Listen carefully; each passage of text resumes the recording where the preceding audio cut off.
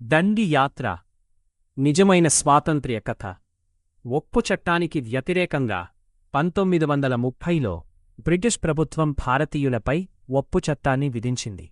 మహాత్మా గాంధీ ఆ అన్యాయాన్ని వ్యతిరేకించాలని నిర్ణయించుకున్నారు.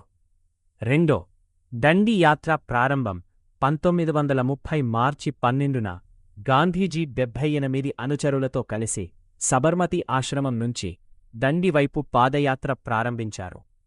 మూడో ప్రజల్లో స్ఫూర్తి యాత్ర సాగుతున్న కొద్దీ అనేకమంది ప్రజలు గాంధీజీకి మద్దతుగా నిలిచారు. దేశవ్యాప్తంగా స్వాతంత్ర్య ఉద్యమానికి కొత్త ఉత్సాహం వచ్చింది. దండిలో ఉప్పు సత్యాగ్రహం 1930 ఏప్రిల్ 6న దండికి చేరుకున్న గాంధీజీ సముద్రతీరంలో ఉప్పును తీసుకుని బ్రిటిష్ ఉప్పు చట్టాన్ని ఉల్లంఘించారు. అయితే ముగింపు గాంధీజీ